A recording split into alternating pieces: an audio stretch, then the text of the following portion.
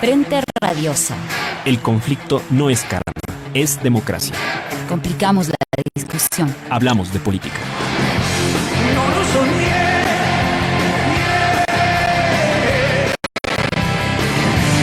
La gente en el figurón.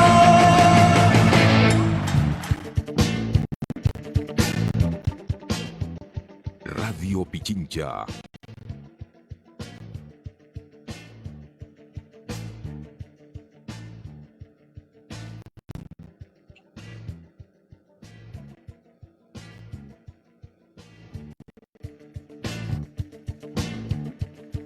Radio Pichincha.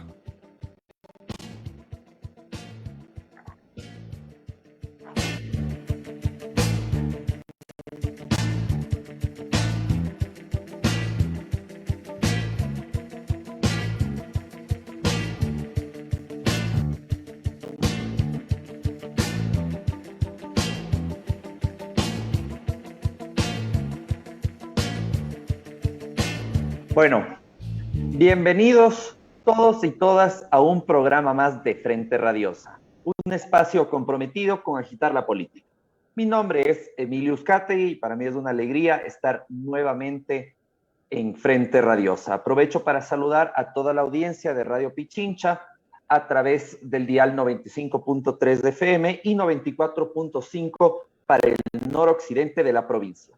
Hoy es lunes 6 de septiembre de 2021 e iniciamos Frente Radiosa, porque la política no es karma, sino democracia. Hablamos de frente. Les recordamos que esta es una coproducción del Foro de los Comunes y Registro Aurora. Pueden seguirnos también en nuestras redes sociales y plataformas digitales, Facebook, Twitter, Instagram, Spotify, iVoox y YouTube como Frente Radiosa.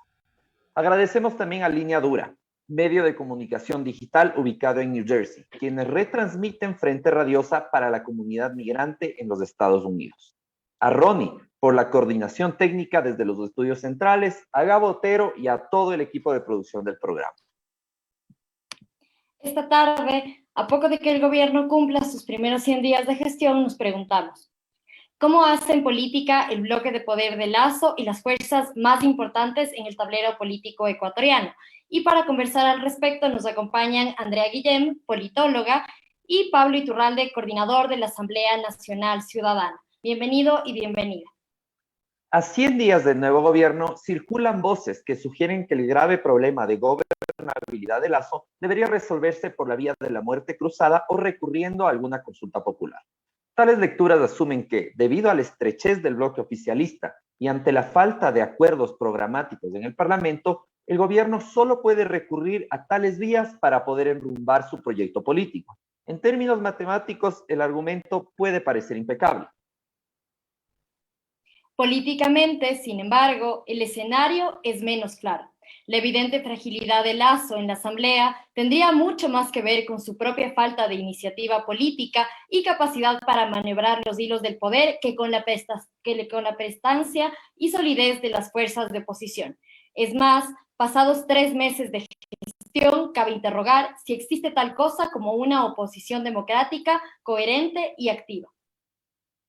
El bloque de UNES, Revolución Ciudadana, sigue afectado luego del traspié de los acuerdos que promovió junto a Lazo y Nebot, planteados para mantener una determinada gobernabilidad. Semejante apuesta, contestada por la militancia, vuelve poco creíble ahora una reconversión radical del correísmo como la fuerza central de un bloque opositor. Correa lo sabe y navega dócilmente sus interacciones con Lazo. No ha perdido convicciones, pero tiene muchas más dudas que hace poco y más cálculos que nunca. Más que acercarse a la posibilidad de la transformación política en el corto y mediano plazo, la RC sigue frente al riesgo de la persecución o ante la opción de proteger a los caídos en combate, a cambio de un poco de oxígeno al oficialismo. Correa se dirá, ¿por qué investir con todo ahora a un gobierno recién estrenado y que aún cuenta con los laureles de la vacunación? Mientras pasa el tiempo, el expresidente ha ratificado control sobre su movimiento sin que aquel dé alguna señal de querer operar como algo más que una bancada disciplinada y una fuerza electoral vigorosa. Leonidas Issa también tiene dudas. El salto de la dirigencia social en territorio a la conducción de la gran corporación indígena nacional ha impactado en sus proclamas refundacionales. Ya no puede presentarse solo como el líder revolucionario indígena. Tiene que resolver antes la fragmentación de su movimiento y reconducir las posturas pro régimen de su bancada en el Parlamento. No es desde 2021 que el partido indígena viene votando con la derecha. El movimiento indígena no se había presentado nunca antes, quizá, tan diversificado como ahora. Puede que Leonidas Diza quiera colocar a Mariátegui en el siglo XXI, pero al mismo tiempo tiene muchos de los dirigentes de sus organizaciones y muchos más asambleístas de su bancada que solo parecen buscar sentarse en la mesa con el presidente y hablar sobre las puntuales y legítimas demandas de sus bases. Ya vimos a Guadalupe Llori aplaudir eufórica la recuperación de la Universidad Indígena, al mismo tiempo que Lasso enviaba a la Asamblea un proyecto lesivo a los intereses de la educación superior. ¿Puede entonces la CONAIE encarnar el nuevo tiempo de una oposición popular, amplia y vigorosa en estas circunstancias? El pragmatismo de Santi apunta a otra cosa. Por fuera de la dinámica legislativa, aún más, el panorama luce igual de entrampado. La organización social también se reacomoda, con más inercia que imaginación. Los colectivos se repiten, y aunque no faltan conflictos y focos de protesta, dicha conflictividad se orienta sobre sí misma, cada actor con sus intereses, y no da señales de querer trazar puntos de confluencia ni señales de renovación. Con Arauz ya vimos que con el puro antineoliberalismo no alcanza, y que la confrontación en el espacio progresista solo juega a favor de los grandes intereses. Pero seguimos exactamente en el mismo punto.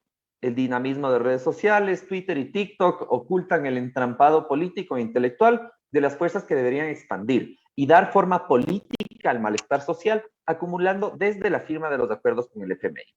Por tanto, no es apenas un problema de las fuerzas políticas en la Asamblea. Las más amplias dinámicas sociales y organizativas también atraviesan una crisis política que no alcanzan a reconocer y aceptar. El virtual estancamiento del campo popular como vectores de oposición en el Parlamento, como fuerzas contrahegemónicas en la sociedad, regala gobernabilidad a un gobierno que no sabe aprovechar la confusión de sus adversarios. ¿Quién entonces puede activar la muerte cruzada con un ente zombie? ¿Qué procesos deberán activarse para salir de este desierto político? ¿Habremos de esperar que el rapidismo de Jaime Nebot acelere a fondo su rompimiento con Lasso e imprima a la oposición una identidad de derechas?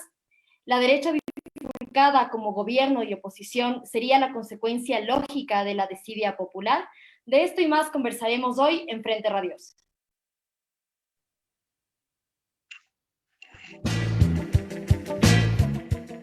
Recording in progress. Radio Pichincha. Les propongo entonces que arranquemos situando a las dos principales fuerzas progresistas de oposición, RC UNES y CONAIE Pachacuti. ¿Cómo creen que ambas fuerzas leen el tablero de poder actual? ¿Cuál es entonces su predisposición para ejercer su rol democrático de oposición, tanto social como política? ¿Y qué dinámicas internas definen sus decisiones y posiciones? Quisiera iniciar contigo, Andrea, bienvenida.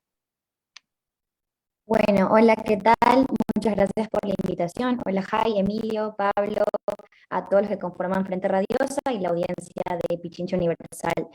Bueno, comenzar con que estoy bastante de acuerdo con el panorama que han planteado al principio, ¿no? Quisiera abordar precisamente cómo están ahora las dos principales fuerzas de oposición, digamos, cómo se han reestructurado una vez que perdieron, o el progresismo perdió las elecciones este año, ¿no? Creo que la RC obviamente pasa por un proceso de renovación y el Pachacuti y el movimiento indígena tratan de unificarse en una línea programática coherente. Quisiera que pudiésemos pensar como en tres categorías de cada una de las fuerzas políticas, que son las autoridades electas, por un lado, el partido como una estructura que precisamente habla entre las autoridades y la base social, ¿no? Estas tres categorías creo que son importantes como para entender cuáles han sido los desplazamientos de estas dos fuerzas electas. Si bien la RC tiene una bancada mayoritaria, tiene 47 legisladores, además un bloque, digamos, bastante consolidado al calor de la ¿no? Lo vimos cómo aprendieron en el morenismo y son una bancada homogénea y fuerte, pero por otro lado, Pachacuti tiene 27 asambleístas, pero digamos, eso no solamente son todas las autoridades de elección que tienen ninguna alcaldía, tiene bastantes, digamos, puestos de concejalías y también de juntas parroquiales, pero la fuerza que tiene que la RC. Creo que eso es importante anotar porque eso es una diferencia del anterior periodo de gobierno con este periodo de gobierno que a Pachacuti le ha tocado, digamos, que aprender en el camino, lo que significa tener esta capacidad de poder, digamos, institucional, ¿no? Además tiene la presidencia en la Asamblea Legislativa. Por otro lado, el partido, la RC está recién, digamos, constituyéndose un partido propio debido a la persecución que vino con Moreno, al partido que les quitaron, y en esta renovación nos damos cuenta de por dónde van a ir, digamos, las líneas políticas del RC, ¿no? Apunta a ser un partido electoralista, enfocado a la opinión electoral, ¿no? Escuchamos a la dirigente hablar de causas, ¿no? No ni de izquierda ni de derecha, sino de agendas, y claro que está enfocado justamente para volver a hacer lo que saben hacer perfectamente, ¿no? Que es ser un partido apuntado a ganar elecciones. Por otro lado, en cambio, Pachacutic vive conflictos internos, ¿sí? Porque las dirigencias de la bancada y también la vicepresidencia de Pachacutic estuvieron en oposición al actual presidente de la CONAIE. Entonces ahí hay un conflicto, ¿no? Que pasa Pachacutic precisamente con su base social, que es la CONAIE. Y mientras la CONAIE intenta radicalizarse, la RC se repliega, ¿no? Hacia un poco una actitud más moderada. Eso creo que es importante como identificar, ¿no? En un primer momento cómo se están reestructurando cada una de estas fuerzas. Digamos, la izquierda democrática no voy a entrar en esta fuerza política, creo que se está comportando como una fuerza bisagra dentro de la Asamblea. Eso por un lado, ¿no? Dejar ahí la primera idea para continuar con la conversación. Pablo, ahora sí cuéntanos tú, ¿cómo crees que ambas fuerzas se están leyendo la actual situación del tablero de poder del país y cuál podría ser su rol democrático?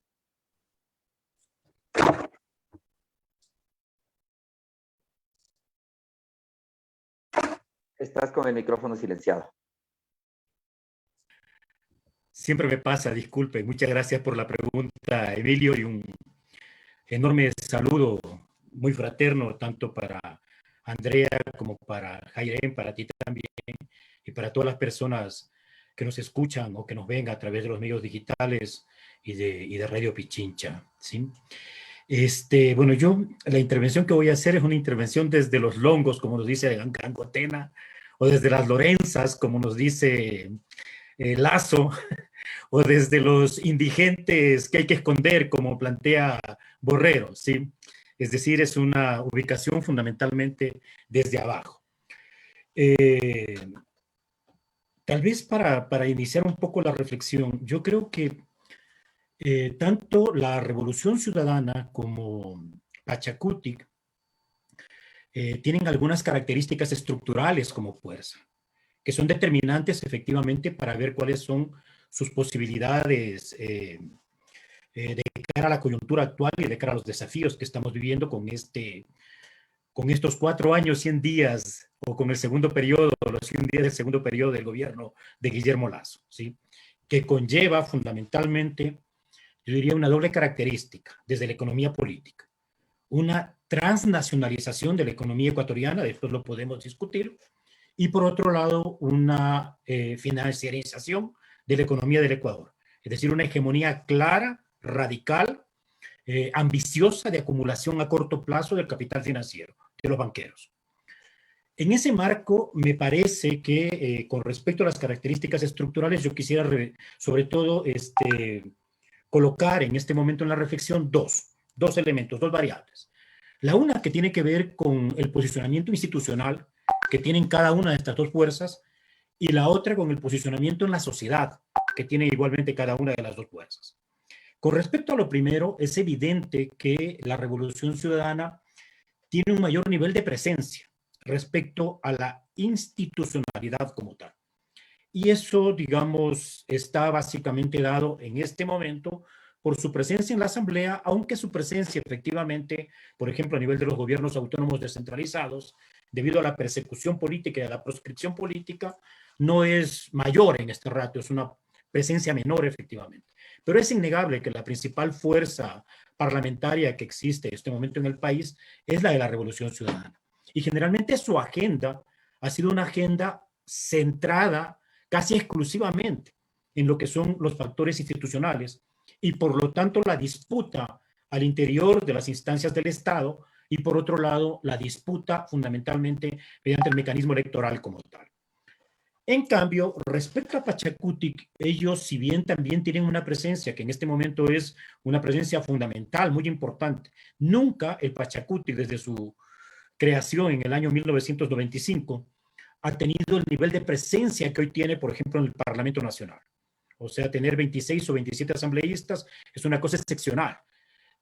Teniendo eso, sin embargo, su principal vinculación está de cara a la sociedad. Está en la vinculación con el movimiento social más importante del país, como es el movimiento indígena, y de hecho este vínculo que se supone que es orgánico, que se suponía que el Pachacutic era un instrumento electoral del movimiento indígena y de otros movimientos sociales, pero que sin embargo en el proceso electoral ha ido adquiriendo autonomía y vemos evidentemente una serie de contradicciones que responden a diferentes intereses personales, pero también intereses sociales, perdón que utilice el concepto, pero no tengo otro, diferentes intereses de clase, efectivamente.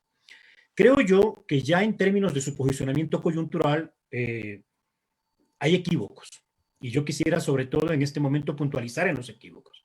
Me parece que tanto Pachacutic como la Revolución Ciudadana tienen en su agenda elementos que no son los fundamentales de la sociedad ecuatoriana, o de las preocupaciones que tiene la absoluta mayoría de la ciudadanía ecuatoriana. Y me estoy refiriendo fundamentalmente a los problemas generados por la profundización de la crisis social, el incumplimiento de las ofertas de campaña y el conjunto de los derechos, en este caso de las clases populares, de las clases medias, incluso de sectores productivos, que están siendo barridos, que comienzan efectivamente a ser víctimas de este proceso acelerado de financiarización de la economía ecuatoriana, ¿sí? Y esto significa ya en lo concreto, y para concluir, digamos, esta primera parte de colocar como algunos elementos, esto significa, en nuestro criterio, que, por un lado, la Revolución Ciudadana centra como elemento de su agenda fundamentalmente en la persecución política y en la defensa de los perseguidos políticos, que es una tesis legítima, justa, pero que no necesariamente está imbricada con lo que siente y quiere la ciudadanía.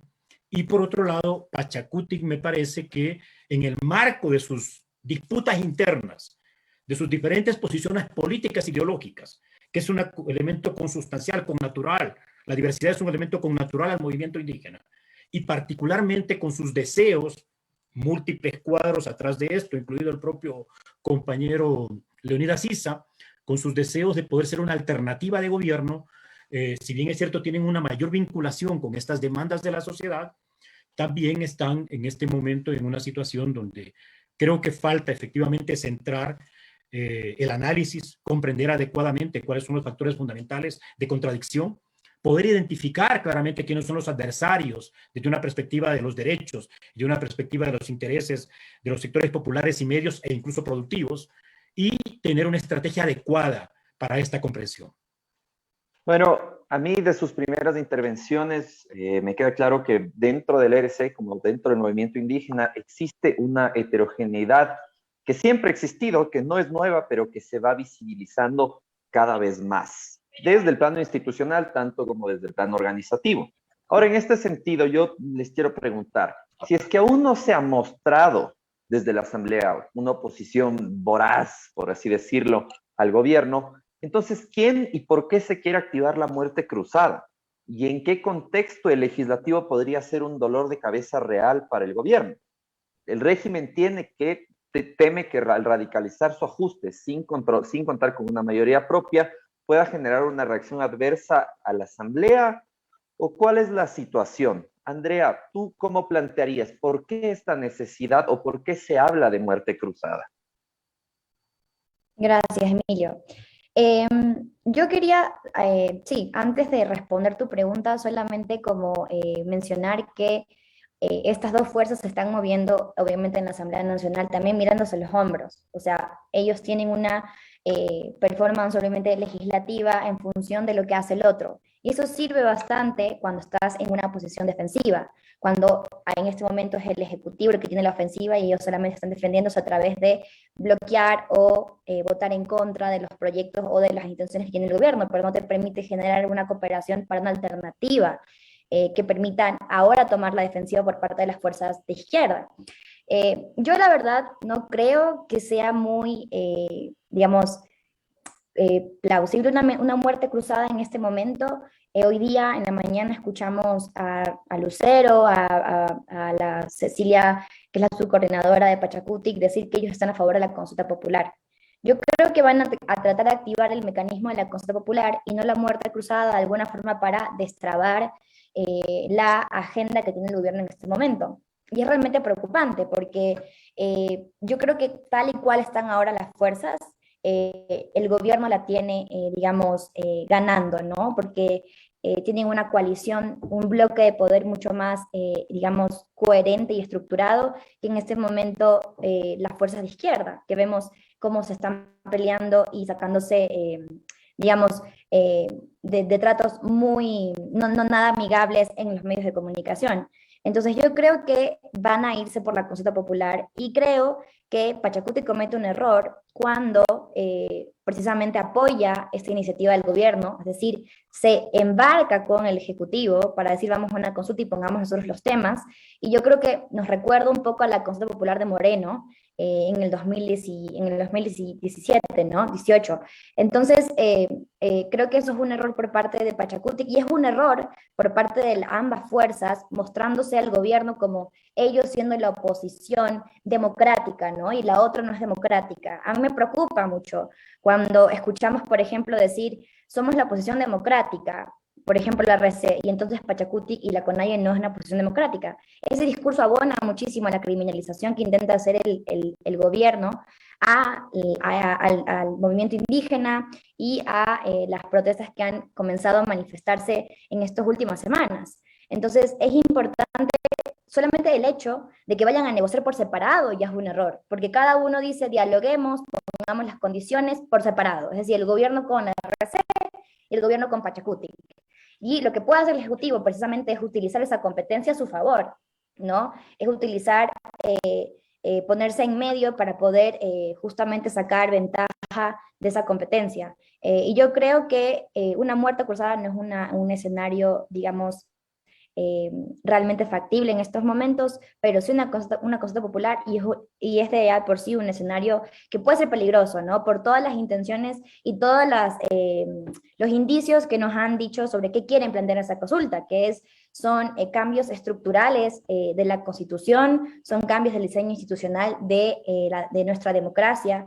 Entonces, ya el solo hecho de apoyar creo que es un gran error por parte de la bancada de Pachacutic. Pablo, ¿tú estás de acuerdo con Andrea en el sentido de que parece inviable en este momento una muerte cruzada y que más bien quizá, digamos, el lugar de legitimación del gobierno y por ende de, digamos, ampliar el capital político que tiene sería a través de una consulta popular? Jairen, muchas gracias por la pregunta. Yo coincido en lo fundamental con Andrea. Hay elementos en los cuales no coincido. Yo creo que el planteamiento de la muerte cruzada no es un planteamiento que proviene del gobierno. Estoy convencido que al gobierno no le interesa efectivamente la muerte cruzada. Creo que para poder entender de mejor manera, hay que ubicar, por ejemplo, una cosa que no coincido con Andrea completamente, ¿no? Yo creo que este es un gobierno sumamente débil, a pesar de que accedió al poder con el bloque neoliberal desde una lógica fundamentalmente anticorreísta. Quiero sustentar esto para entender cómo creo yo que va a evolucionar un poco los acontecimientos a nivel político de manera inmediata. Vean, el gobierno, aún antes de asumir el poder, el 24 de mayo, rompe, quiebra una alianza que fue histórica para la derecha entre el Partido Social Cristiano y Creo, en función de acceder y de haberle permitido a Guillermo Lasso ganar las elecciones. Eso no es menor. Y no es como mucha gente lo quiere percibir o lo percibe como un elemento de las personalidades o del buen humor o mal humor que pueda tener Lasso o que pueda tener Nebot. No, visto desde la economía política, se trata de una fractura entre el capital financiero en el Ecuador con el capital productivo. Creo representa al capital financiero, representa, Guillermo Lasso es propietario del Banco de Guayaquil y del Banco Bolivariano y está atrás del Banco del Pacífico, ¿sí? Y representa una lógica de acumulación que es diferente a la lógica productiva. El Partido Social Cristiano, al cual le podemos achacar un montón de cosas que efectivamente son, sí, ha representado históricamente a una serie de sectores productivos, vinculados, por ejemplo, al capital inmobiliario de Guayaquil o de Quito, o vinculados a sectores agropecuarios o agroindustriales, particularmente de la costa ecuatoriana. Eso ha sido siempre el Partido Social Cristiano. Entonces, lo que estamos viviendo es una ruptura justamente del bloque neoliberal. ¿Hasta dónde va la ruptura? Es una cosa que tenemos que irla viendo efectivamente en el devenir. Pongo ejemplos. Parte de la ruptura no es simplemente que aquí lo puse, no me aparece, había que hablar con Nebot o no había que hablar con Correa, etcétera. Este cuento que nos pintaron todos los medios de comunicación. En el fondo, parte de la disputa es, por ejemplo, quién se queda con el Banco del Pacífico. Por poner un ejemplo. El Banco del Pacífico, históricamente, Marcel Añao de Buin fue un social cristiano. Desde que fue alcalde de la ciudad de Machala, yo soy machaleño. ¿Sí? Y entonces hay una disputa, efectivamente, de capitales, de determinado tipo de capitales, efectivamente, en el país, que tienen formas de acumulación que son diferentes. Primer elemento que quiero colocarlo ahí. Segundo elemento. La mayoría constituida por el gobierno, mediante el reparto de las autoridades de la Asamblea y de las comisiones, le salió carísima al gobierno, porque resulta que no tiene mayoría. Porque efectivamente creo que yo veo con muy buenos ojos la designación, la elección del compañero Leonidas Issa como presidente de la CONAIE, y eso ha modificado la correlación de fuerzas internas entre las diferentes tendencias dentro del Pachacuti y dentro de la CONAIE. Yo hice un estudio, yo fui militante de Pachacuti, quiero decirles, fui uno de los fundadores del Pachacuti, cuando allá por los años 90, conjuntamente la CONAIE y la Coordinadora de Movimientos Sociales, donde yo militaba y era al mismo tiempo su coordinador, impulsábamos procesos de resistencia al periodo neoliberal de los 25 años anteriores, ¿sí? Y hacíamos un análisis de la diversidad justamente de fuerzas que constituían en ese momento el movimiento indígena y Pachacuti. Pachacuti, los últimos 10, 15 años, ha estado hegemonizado por sectores indigenistas de filo neoliberal, vinculados a una naciente burguesía india, ¿sí? O a una mediana burguesía india, que se ha ido desarrollando fundamentalmente vinculada al ejercicio del poder político, por si acaso. Entonces, en este marco creo que hay que ubicar justamente lo que estamos conversando. El gobierno pierde la principal alianza política y no tiene control de la Asamblea. En ese marco creo que es claro, el gobierno fundamentalmente lo que está haciendo frente a esa situación es un movimiento que fundamentalmente se ubica, yo diría, como con tres estrategias. Uno, fortalece las alianzas internacionales. Lo del CIADI, la visita a México, la reunión con Slim, la chequera más grande del mundo, la reunión con China o el diálogo con China, ¿sí? En función del Tratado de Libre Comercio, fortalece como una estrategia las alianzas internacionales. Dos, desarrolla una lógica fundamentalmente de compra de conciencias, que es lo que estamos viviendo justamente en la Asamblea. Entonces, la gran pregunta ahí es, ¿hasta dónde le alcanza la chequera? Porque le va a salir bien caro, cada voto le va a salir caro, ¿sí? ¿Hasta dónde le va a alcanzar la chequera o los puestos públicos para repartir al interior de la Asamblea y poder comprar a asambleístas de la izquierda democrática, de Pachacuti y tal vez incluso de la Revolución Ciudadana, ¿sí? Y la tercera estrategia que desarrolla Lasso tiene que ver fundamentalmente con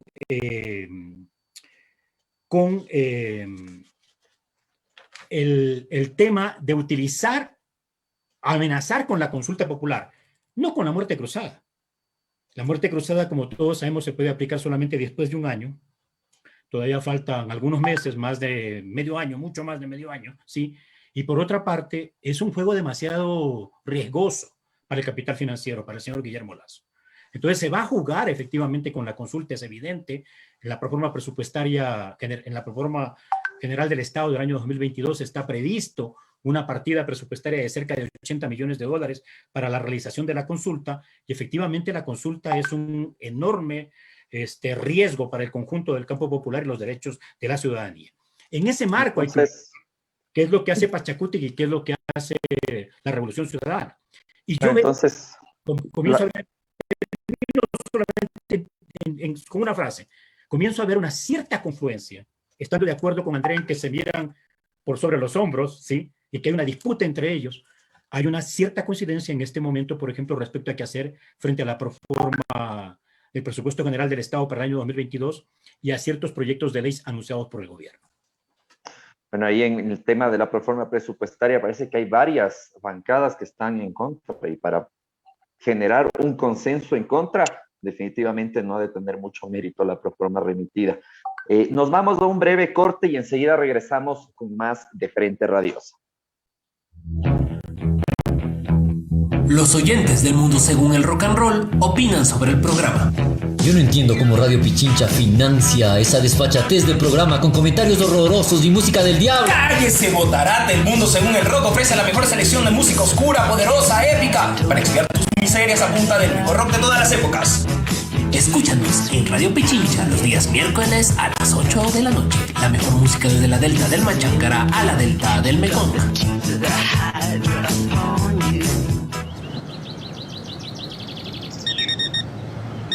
6 de la mañana. Abrimos las páginas de la información. La designación de una comisión especializada para que analice... 7 horas. Autoridades del gobierno, háganse cargo de las cosas que tienen que asumir. Opinamos y lo hacemos abiertamente con aquellos temas de su interés. 7:30. Actualizamos y cuestionamos temas de coyuntura, con personajes de la política y expertos que nos ayudan a comprender de mejor manera lo que ocurre a nivel nacional e internacional. En Punto Noticias hacemos y somos periodismo público, comunitario y responsable. Wilson Robalino, Alexis Moncayo, Licenia Espinel y todo un equipo de profesionales lo acompañan de lunes a viernes a partir de las 6 horas. Punto Noticias, el otro relato.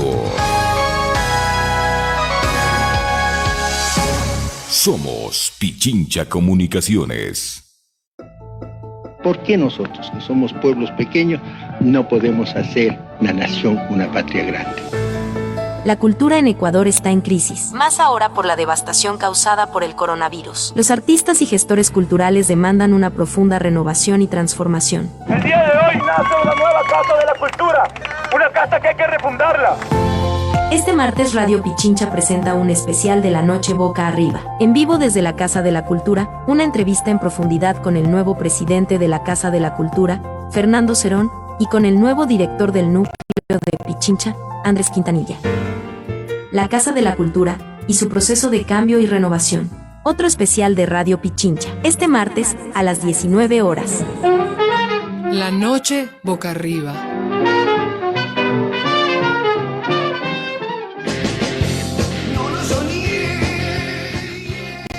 Radio Pichincha.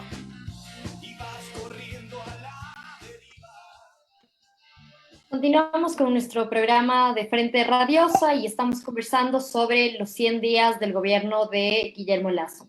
Además del ejercicio más o menos calculado de oposición, las fuerzas populares, progresistas, de izquierda suelen tener una apuesta política también contrahegemónica en cuanto tiene que ver con la organización de la sociedad, y esto, sin embargo, requiere un ejercicio de renovación, de innovación, de articulación y también de horizonte. En este sentido, Andrea, ¿cómo ves estas 4 condiciones? Estamos en un momento de entrampamiento generalizado no solamente de las principales fuerzas opositoras, sino también del tejido organizativo, y de ser ese el caso, ¿cuál es el camino para salir, digamos, de este estancamiento a nivel de oposición, no solamente como desde la asamblea o desde los partidos, sino también a nivel de tejido social?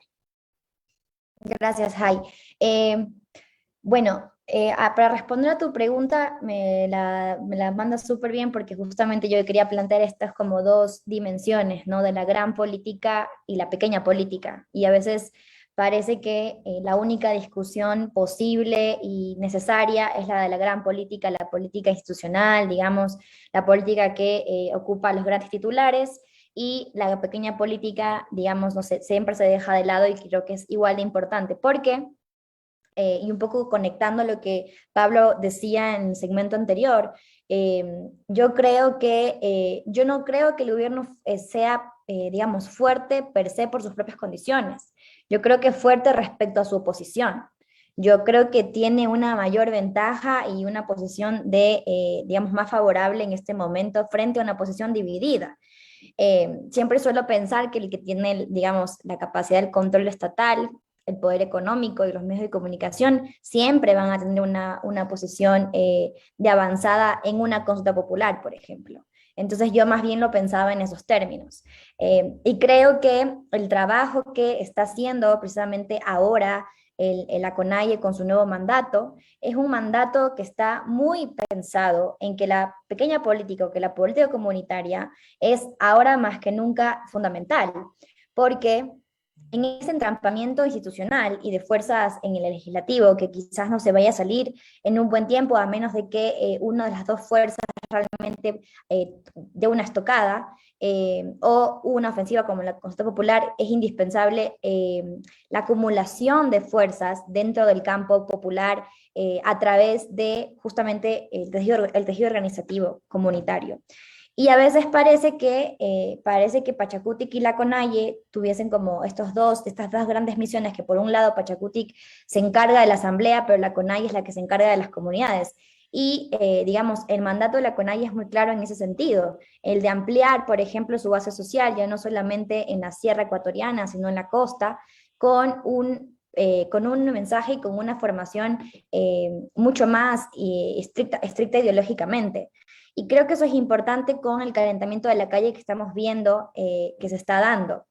Y una cosa que quisiera reflexionar es cuando plantean una oposición democrática, es decir, ¿qué es lo democrático de ser una oposición? ¿Solamente entonces estar en las instituciones políticas, tener una alternativa legislativa, un proyecto legislativo, o también ser una oposición democrática, es ser una oposición que alimente el tejido organizativo, que esté en la calle cuando las organizaciones deciden salir? Es democrático también precisamente resistir.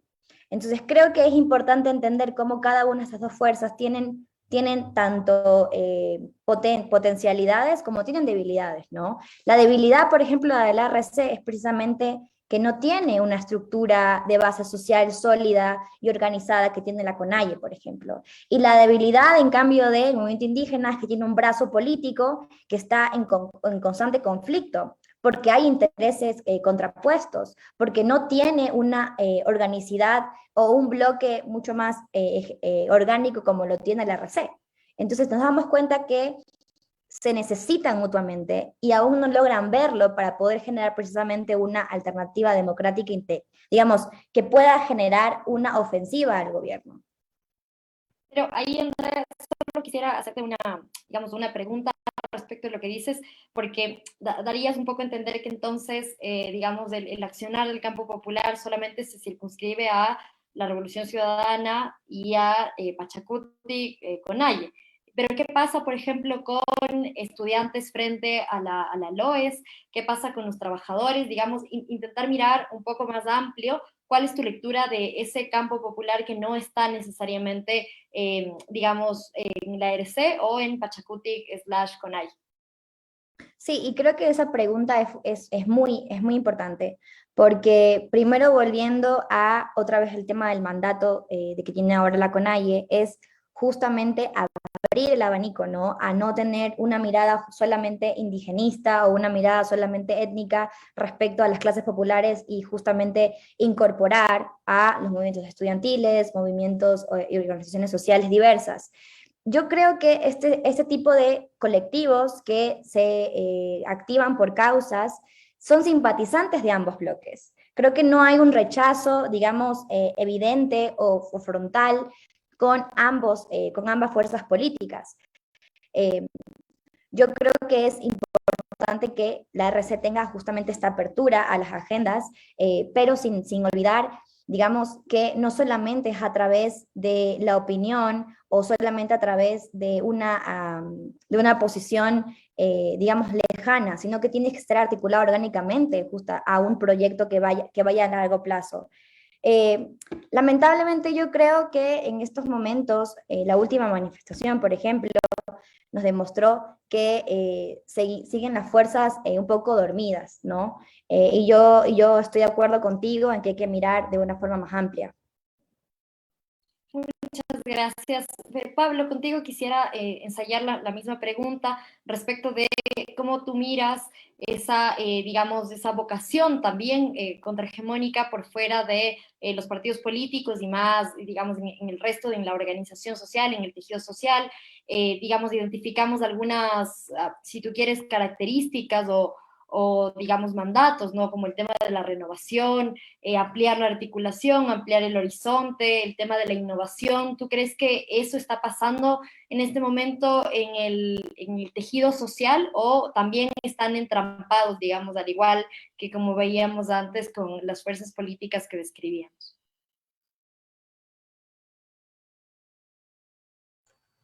Gracias, Jaire. A ver, yo coincido plenamente con Andrea en una cosa que ella lo plantea, que yo le quiero dar más fuerza.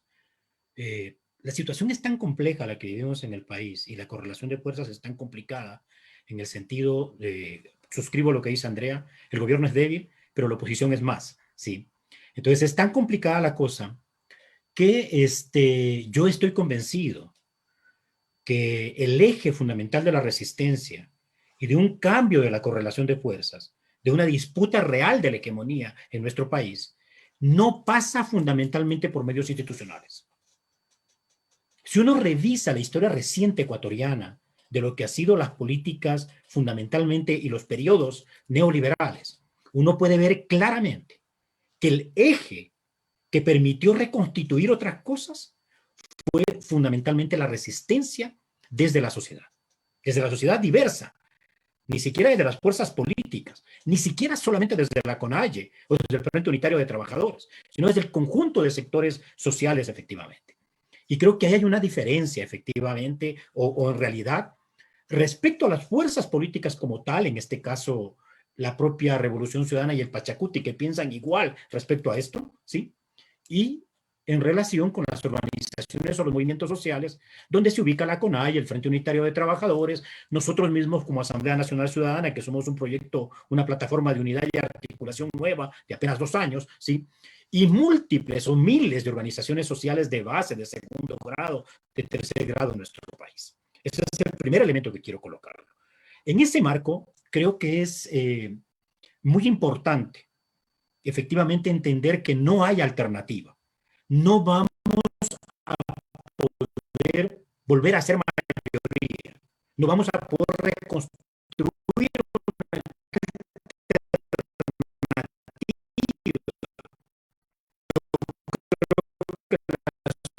últimas elecciones lo que el bloque progresista. O sea, si uno suma efectivamente los votos de la izquierda democrática, de Pachacuti y de la Revolución Ciudadana como la principal fuerza de la izquierda y del campo popular o del progresismo a nivel político, institucional, ¿sí? Largo, más del 60% efectivamente de los electores, pero divididos, y divididos por el clivaje, por esta lógica perversa que implementó la estrategia del adversario, que es esta lógica de correísmo y anticorreísmo. Con sustento, porque efectivamente el gobierno de Correa abusó, tal vez hay que decirlo así, de determinadas formas de persecución, por ejemplo, frente a la protesta social del propio movimiento indígena, o antiminero, o ambientalista, etcétera, ¿sí? No quiero entrar allí, quiero mantenerme un poco en la lógica que estoy planteando en este momento. Entonces, en este contexto es innegable que hay que tener una lectura, creo yo ahí recojo desde conceptualmente, nosotros como ANC actuamos mucho conceptualmente con lo que es la teoría de los ciclos de la protesta social. Vean, la lucha va a seguir dándose efectivamente en el Parlamento. Y yo creo que van a ir habiendo cada vez mayores confluencias entre los sectores realmente de izquierda, o progresistas, o populares dentro del Parlamento. Eso puede significar rupturas incluso internas. Yo estoy sorprendido, les digo, porque realmente de lo que yo conozco, Leonidas Issa tenía contacto orgánico con 4 o 5 asambleístas de los 26 o 26 que creo que quedan, ¿sí? Sin embargo, han logrado más o menos enrumbar. Yo quedé muy sorprendido de las últimas declaraciones de Marlon Santi o de Salvador Quispe en una línea ya no étnica neoliberal, de justificación por el anticorreísmo de la agenda neoliberal de las élites económicas ecuatorianas, sino en una línea más de resistencia justamente a ese modelo de acumulación como tal. Creo, de igual forma, que esos procesos de unidad van a tener su lógica dentro de la institucionalidad, siempre viéndose como adversarios en disputa, fundamentalmente de cara a las próximas elecciones. Es un poco el problema que tenemos con respecto a esa unidad institucional. Y a nivel popular, lo que va a ir sucediendo, lo que ha sucedido siempre, la movilización empieza por reivindicaciones parciales. ¿Qué tiene que ver el movimiento campesino costeño? Que son las movilizaciones más fuertes que han habido en estos 100 días, en estos del segundo periodo de Guillermo Lasso, con Pachacuti o con la Revolución Ciudadana. Tiene que ver poco, les juro, tiene que ver poco. Nosotros estamos vinculados a una serie de organizaciones. Ahí hay también militantes de la Revolución Ciudadana, cierto. Ahí han ido autoridades, sobre todo parlamentarias de Pachacuti y sobre todo de la Revolución Ciudadana, cierto. Pero es una dinámica propia de reivindicación, de demanda, ¿sí?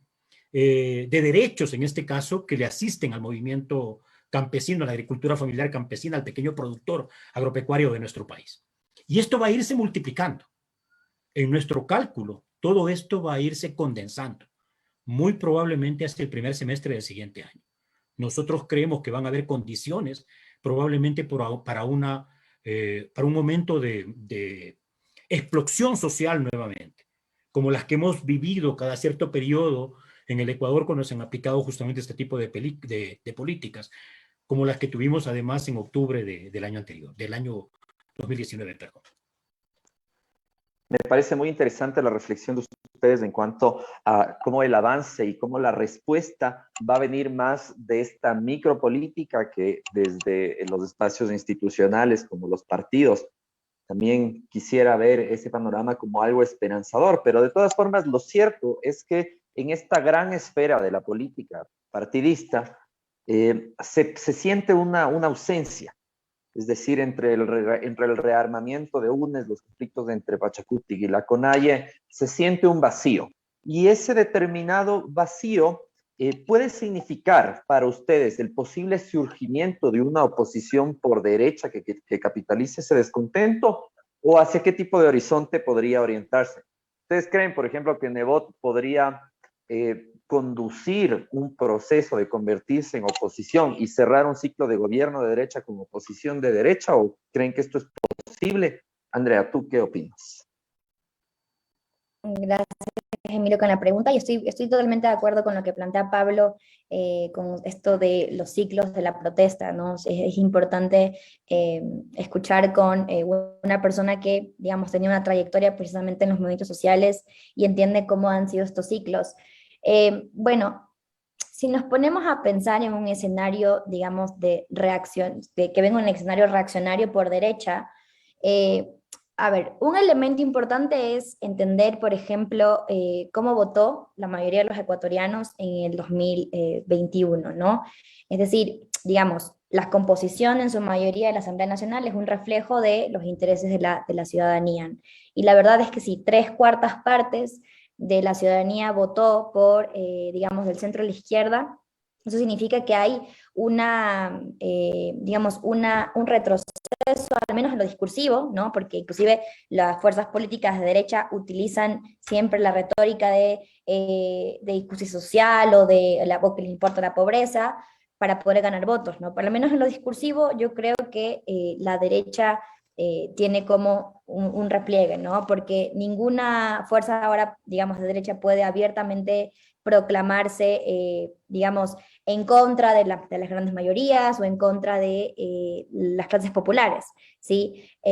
Sin embargo, lo que sí creo es digamos, que este tema de patear la pelota hacia el centro de la discusión en la política, ¿no? Un poco desideologiza el debate político y es justamente en esta desideologización del debate político por parte de las izquierdas es donde la derecha tiene la oportunidad de plantear un discurso innovador, un discurso llamativo, justamente para las juventudes que comienzan a encantarse con los discursos reaccionarios de estas nuevas derechas, ¿no? Esto lo plantean ya muchos teóricos de las nuevas derechas, de los neofascismos en Europa, ¿no? Hacia cierto hacia cierto discurso de centro que las izquierdas comienzan a tener, y que a mí me parece por eso preocupante muchas veces que ese sea el camino, la alternativa, ¿no? Es decir, vamos a hacernos entonces todos de centro, vienen justamente estos movimientos reaccionarios de derecha que se plantean como lo revolucionario y lo innovador, ¿no? Entonces, eso es un poco el peligro de este centramiento y de la desideologización del discurso político. Sin embargo, digamos, en el Ecuador, yo en estos momentos no lo veo posible. No es que tengamos un partido abiertamente neofascista como Vox o unos partidos que sí se presentan, digamos, en otros países en América Latina, ¿no? Creo que aún no hemos llegado a ese nivel. Sin embargo, claro que las condiciones de desigualdad, de pobreza, de violencia, cada vez digamos, suben el nivel y se convierten en un caldo de cultivo precisamente para que aparezcan estos síntomas de derechización. Claro, el vaciamiento ideológico que vive la política actual en gran medida favorece a que estos argumentos que muchas veces acuden a los sentimientos más bajos del ser humano calen más en ciertos sectores de la población y puedan llegar a profundizarse.